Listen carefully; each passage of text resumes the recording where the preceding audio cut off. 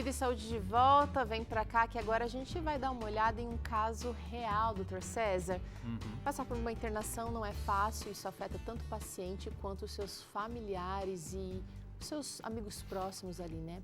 Agora eu quero convidar você para conhecer um pouco da história da Aline, que passou por essa fase, e a gente vai entender o que ela fez para vencer este problema. Acompanhe. Ser hospitalizado é um momento delicado na vida de qualquer pessoa. Estar longe de casa, dos familiares e da rotina diária pode trazer sentimentos intensos, como medo, insegurança e até mesmo solidão. Cada quarto de hospital carrega histórias únicas de superação, esperança e muitas vezes angústia. É um ambiente onde não apenas o corpo, mas também as emoções precisam de cuidados especiais. E hoje vamos conhecer a história da Aline, que passou por uma internação recente. Desde criança eu fiquei internada algumas vezes, né? E, assim, eu sempre já me via uma certa ansiedade, porque ter que ficar sozinha, né? O cuidado de outras pessoas e principalmente a distância da família, tudo isso, né? Então eu já ficava muito ansiosa, eu falava assim, nossa, eu tenho que evitar ficar internada, porque eu sei que são dias difíceis, longe da família, longe de casa, né? E então eu sempre me deixou um pouco ansiosa, a questão de internação, assim.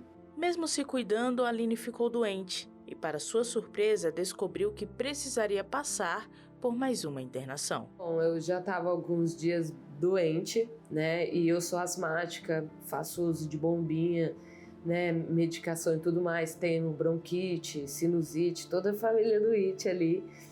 E eu já estava alguns dias bem doente. Já tinha ido num pronto atendimento, só que até então eu não tinha melhorado. Fui no hospital, estava com 40 de febre, tomando medicação, e eu estava vendo que eu não estava melhorando, que tinha algo diferente, né? As dores no corpo e tudo mais. Cheguei lá, fiquei o dia inteiro lá, até todos os resultados saírem. Aí quando foi umas 5 e pouco da tarde, foi a hora que tinha chegado o último exame. Aí eu retornei na consulta e a doutora falou para mim que ia precisar fazer a minha internação por conta do meu estado tá um pouco grave. Aí a médica pegou e falou que eu tava com dengue hemorrágica, que era por esse motivo, que estava saindo sangue no xixi, que precisava de um tratamento emergente ali, e a pneumonia, e que não dava para dar muita atenção para a questão da pneumonia por conta da medicação, senão eu ia piorar por conta da dengue. E na hora meu chão caiu, porque eu não imaginava.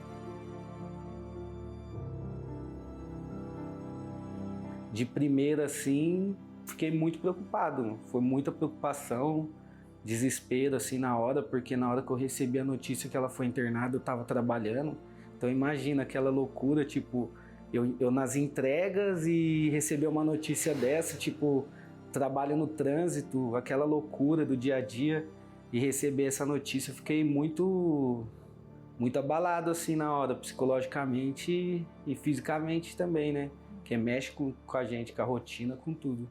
O ambiente hospitalar tem um impacto muito forte na saúde emocional do paciente que se encontra em uma situação de grande vulnerabilidade.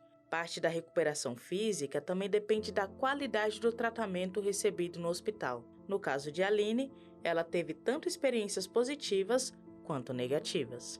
A minha internação aqui de Jacareí, ela foi assim, até vamos dizer, traumatizante para mim. Por quê? Porque eles só me deixaram no soro.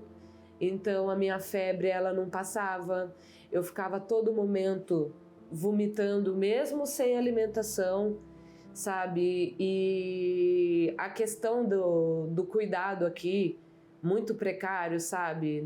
Não tem aquela... Se você já tá doente, sabe? A questão dos enfermeiros, do cuidado com o paciente, sabe? Eu achei assim um pouco precário também, porque por diversas vezes ali, não só eu, como as outras pessoas precisando de uma certa atenção, de um certo cuidado, e a gente não tinha. E eu fui transferida, quando eu cheguei lá, foi assim, foi um divisor de água, foi onde eu comecei a ter um pouco de esperança, até mesmo de vida, porque eu já estava muito desanimada. O médico prontamente, quando eu cheguei lá, o médico já me recebeu, então já começou a fazer os exames, no mesmo momento ele já entrou com a medicação ali, sabe? Foi muito diferente. Até a questão da alimentação de Guará, o tratamento, o respaldo, o médico todo dia cedo ia lá me ver, sabe? Me passava o que deu. Eu fiz exames diários, sabe? Para acompanhar de como estava a questão da infecção. Então não tem como comparar.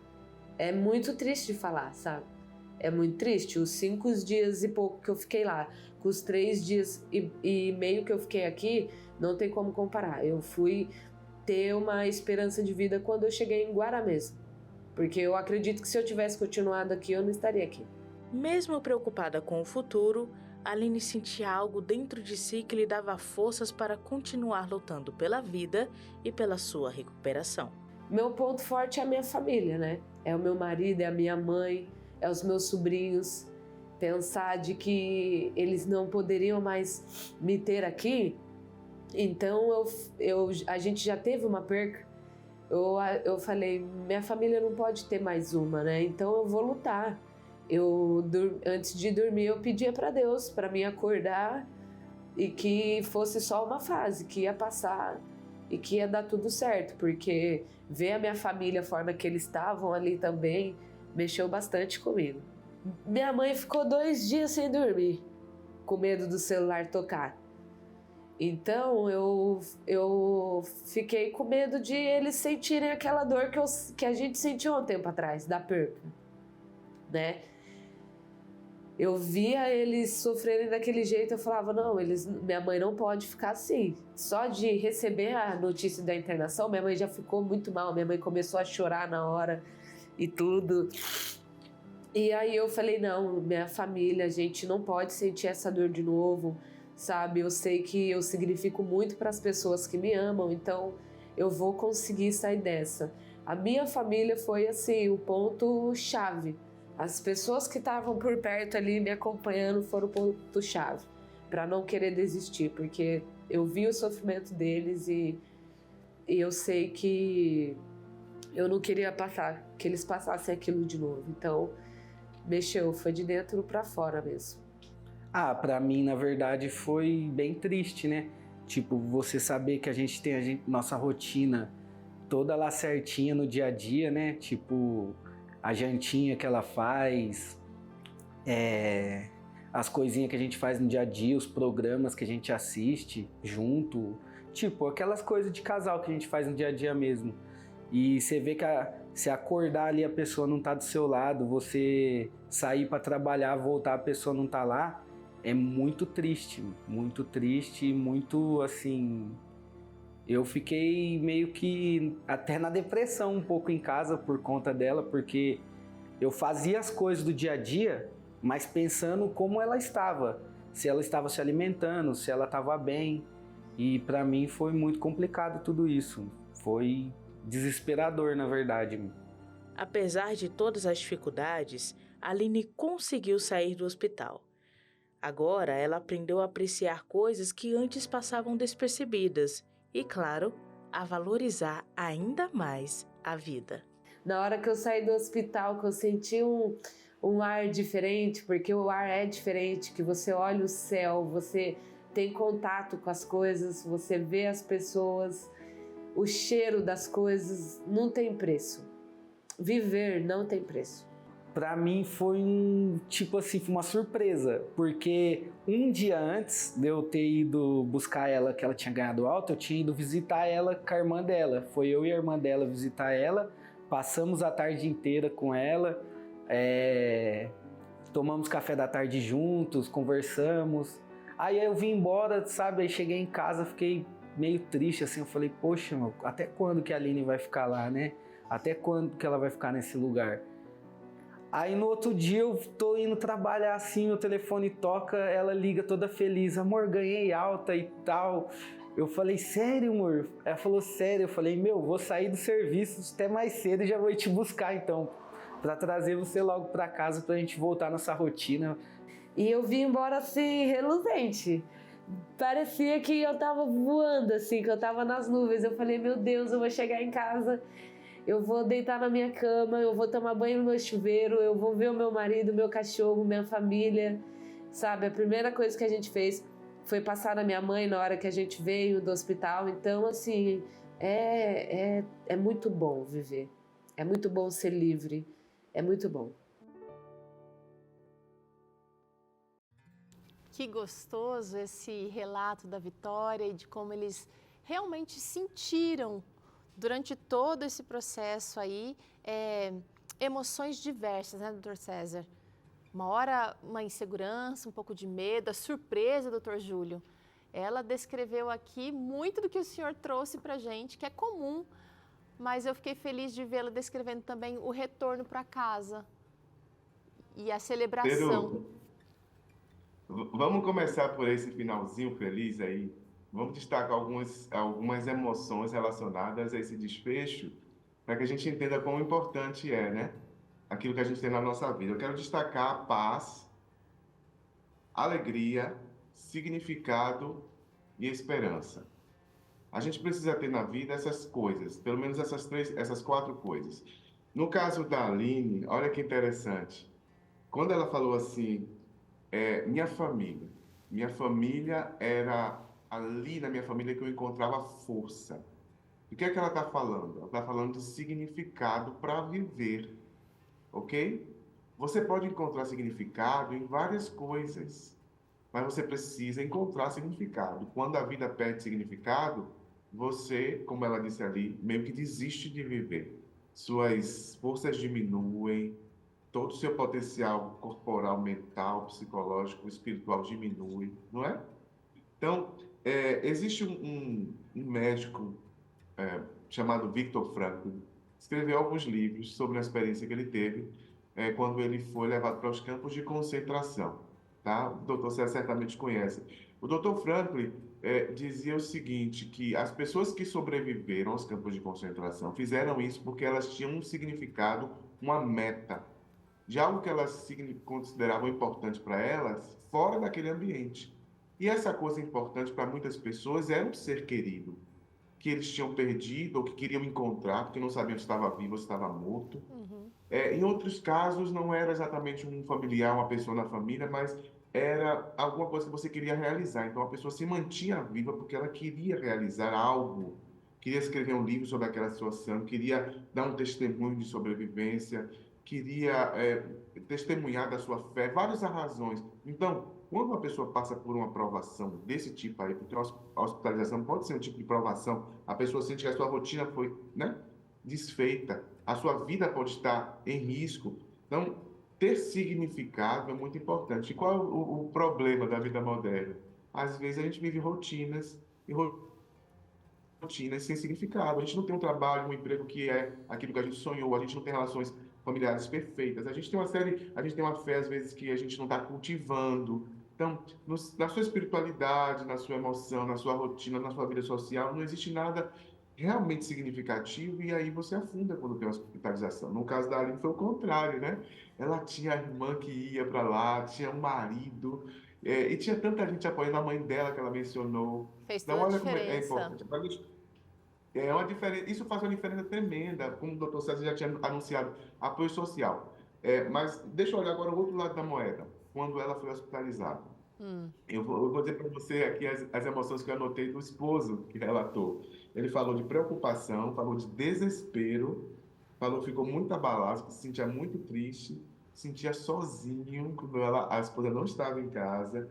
E uma coisa muito importante, sentiu que que ele perdeu o controle das coisas. Ele estava no trabalho, de repente recebe a notícia, ele não consegue nem mais trabalhar, ele não consegue se concentrar, ele perde o controle, porque a rotina foi quebrada. Alguém muito importante na vida dele não está ali, as coisas aconteceram desse jeito. Então, isso é importantíssimo. Quando um paciente, uma família passa por uma situação de hospitalização, eles sentem que não podem controlar. Então, quais são as coisas que a equipe médica pode fazer, que o hospital pode fazer, que os profissionais podem fazer para ajudar? Devolver para a pessoa um pouco de controle. Como assim? O doutor César falou. Quando você está sendo atendido e o enfermeiro, o doutor diz, olha, agora eu vou colocar isso aqui na sua mão e você vai sentir um frio. Olha, agora você vai tomar esse remédio ele é um pouco amargo. Olha, agora vai ser a injeção, vai doer um pouco.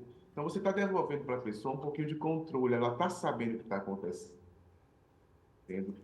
Ou seja, o próximo passo, o próximo minuto, os próximos momentos não vão ser desconhecidos, ela está sendo informada do que vai acontecer.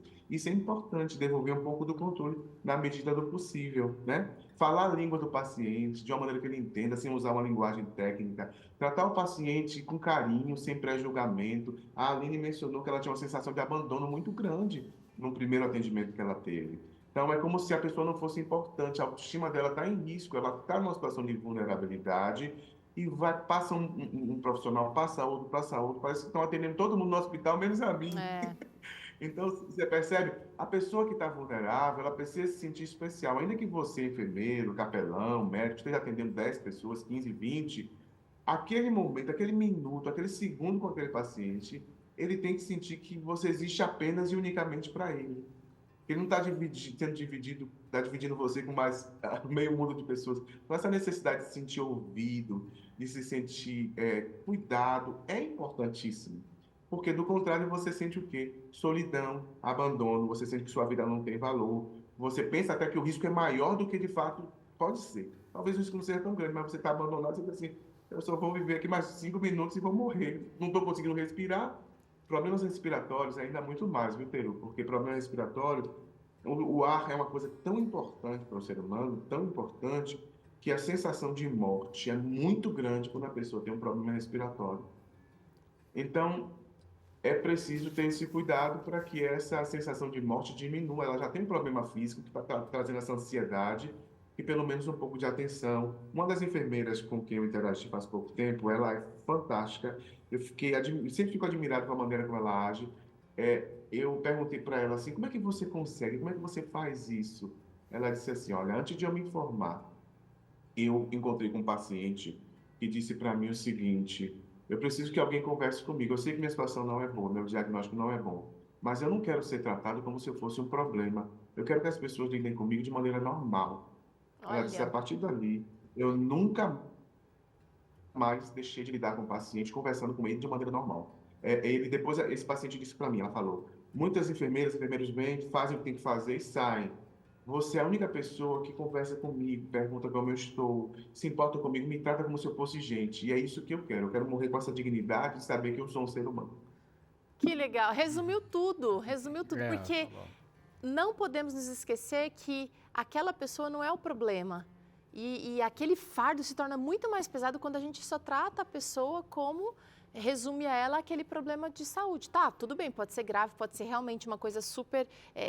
que precisa de um foco maior ali, mas ela ainda continua sendo ser humano e precisa dessa conexão. Nós somos feitos para essa conexão. E, Dr. César, quem nos fez assim foi o nosso Criador. Ele, o autor da máquina humana, o autor não só da parte física, mas também da parte mental, e é aquele que deseja uma conexão especial conosco em qualquer situação, seja passando por essa situação aí difícil da internação, seja passando por lutas internas que nós precisamos lidar no nosso dia a dia, de repente até fora do hospital, né, que trazem insegurança, ansiedade, perda da motivação. A Aline contou aqui, né, que ela encontrou forças pensando na família, que quando ela foi recebida no outro hospital, onde ela teve uma atenção, um acolhimento melhor, ela começou a se sentir mais motivada a vencer. E, gente, Deus deseja que nós todos desfrutemos de saúde em abundância. Por isso eu estou trazendo aqui para você a sugestão da revista Esperança, a Máquina Humana. Eu gostaria que você ligasse para cá para pedir a sua gratuitamente, tá bom? Você vai fazer isso, olha, aqui tem a ciência e também a religião, a fé num Deus que salva, num Deus que cuida, se mesclam aqui nesse conteúdo que você pode estudar, e se você pedir a sua aqui, você vai recebê-la gratuitamente. O número para pedir é o 0 operadora 12 21 27 31 21. 0 operadora 12 21 27 31 21. Precisamos fazer um rápido intervalo aqui agora. Na volta, você acompanha mais uma parte do documentário A Máquina Humana, e ainda hoje os nossos queridos especialistas vão responder algumas participações, dúvidas e comentários que chegaram aqui pra gente. Aguenta aí que Vida e Saúde volta já.